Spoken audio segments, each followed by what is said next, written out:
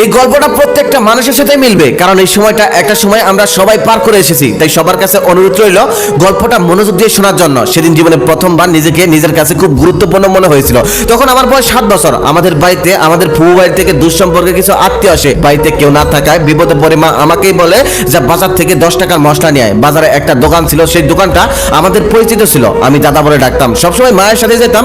জীবনে আমি কখনোই একা যাইনি, আজকে প্রথম আমি একাই সেই দোকানে যাচ্ছি মশলা কেনার জন্য। আমার কাছে 10 টাকা আছে। জীবনে কখনোই এত টাকা নিয়ে আমি একা বাইরে যাইনি। বারবার পকেট চেক করে দেখছিলাম টাকা ঠিকঠাক আছে কিনা। আর মনে মনে ভাবছিলাম এই বুঝি বিকেল বেলা কোনো বন্ধুর সাথে দেখা হবে আর আমি তাকে জোর গলায় বলবো, এই দেখ আমার কাছে 10 টাকা আছে। আর 10 টাকা নিয়ে আমি একাই বাড়ি থেকে বের হয়েছি মশলা কিনে, তারপর আবার বাড়ি যাব।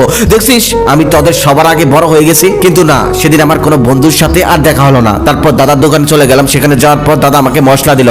দাদার বয়স এখন 45 বছর। দাদা একা একা দোকান করতে পারে না, তাই তার ছোট ছেলেকে নিয়ে এসেছে দোকান সামলানোর জন্য, তাকে সাহায্য করার জন্য। বাস স্ট্যান্ডে আছে এক পরিচিত লন্ডি উজ্জ্বল আঙ্কেলের দোকান। সেই আঙ্কেলের দোকানে গেলে কখনোই টাকা নিয়ে যাওয়া লাগতো না। সবসময় মুখ দেখে কাপড় গুনে গুনে রেখে দিত, আবার মুখ দেখেই কাপড় গুনে গুনে ফেরত দিত। বাবা পরে টাকা শোধ করে দিতেন। বাবার শার্ট, আমার প্রাইমারি স্কুলের ড্রেস মাঝে মাঝে তার কাছে নিয়ে যেতাম আমি। আর একটু ভিতরে ছিল সুলতো দাদার ওষুধের দোকান। সেখানে দাদার সাথে প্রায় মাঝে মাঝে যেতাম। দাদা ওষুধের জন্য গেলে আমাকে নিয়ে যেতেন। আমাকে সুলতো দাদা মাঝে মাঝে শিবির দিতেন আর অনেক ভালো ভালো কথা বলতেন। মাঝে মাঝে ওষুধের কাবার দিয়ে দাদা পাঠাতো আর সুলতো দাদা সেটা দেখে আমাকে ঔষধ দিয়ে দিত। সব মিলিয়ে ফেরার পথে ছিল একজন রিক্সা মিস্ত্রি আঙ্কেলের দোকান। সেই আঙ্কেলের কথা না বললেই নয়, তিনি আমাকে মাঝে মাঝে টায়ার দিতেন আর সেগুলো দিয়ে আমি লাঠি দিয়ে বাড়িয়ে বাড়িয়ে চালাতাম। আরেকটা মজার বিষয় না বললেই নয়, বর্তমানে আসিফ আমার বন্ধু, একবার ওর বাবার সাইকেলের নিচে আমি টায়ার চালাতে চালাতে পড়ে গিয়েছিলাম। তারপর অনেক ব্যথা পেয়েছিলাম। তারপর ওর বাবা আমাকে নিয়ে সুলতো দাদার ঔষধের দোকানে যায়, সেখান থেকে ঔষধ কিনে দেয় আর বাজার থেকে একটি সিদ্ধ ডিম কিনে দেয়। তারপর বাড়িতে পাঠিয়ে দেয়, আমি সেগুলো নিয়ে বাড়িতে চলে আসি। তখন আমি তার ছেলে আসিফকে মোটেও চিনতাম না, তবে এখন আসিফ আমার সব থেকে ভালো বন্ধু। লন্ড্রির দোকানের সামনেই ছিল এক জুতার মিস্ত্রির দোকান। মাঝে মাঝে তার সেবা নেওয়া লাগতো। যে জুতাগুলো পরার উপযুক্ত থাকতো না সেগুলো তার কাছে নিয়ে গেলে অনেক সুন্দর করে যত্ন করে সেগুলো আবার পরার উপযোগী করে দিত। আমি খেয়াল করে দেখতাম আমাদের জুতাগুলো সে কত সুন্দর করে যত্ন করে ঠিকঠাক করছে, অথচ তার পায়ে থাকতো ক্ষয় হয়ে যাওয়া স্যান্ডেল। প্রায় 2 দশক ধরে সে আমাদেরই কারো পরিত্যক্ত জুতা পায়ে দিয়ে ঘুরে বেড়াচ্ছে। এখন আর পালিশের বক্সটা নিয়ে সে আগের মতো হাঁটাচলা করতে পারে না।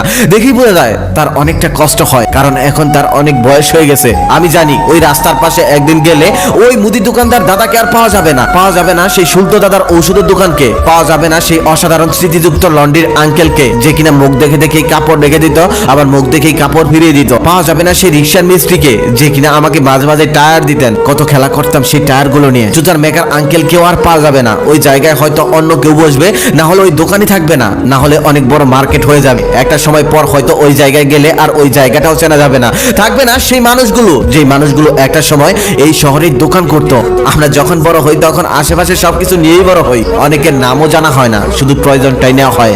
জানা হয় না তারা কেমন আছে, কিভাবে আছে। সেই রিক্সার মিস্ত্রি আঙ্কেলের সংসারের চাকা ঠিকঠাক ঘুরছে কিনা আমরা জানি না। যেই মানুষটা শহরের সবার কাপড় আয়রন করে দিত, সেই মানুষটা ঈদে নতুন জামা কিনতে পারে কিনা আমরা জানি না। সুলতো দাদা সবাইকে ঔষধ দিত, সেই সুলতো দাদা এখন নিয়ম মতো ঔষধ খায় কিনা আমরা জানি না। যেই মানুষটার যত্ন করে আমাদের সবার জুতোটা আগের মতো চকচকে করে দিত, সেই মানুষটা এখন কেমন আছে আমরা জানি না। আমার দাদা অনেক আগে মারা গেছে, প্রায় 2 বছর হয়ে গেছে।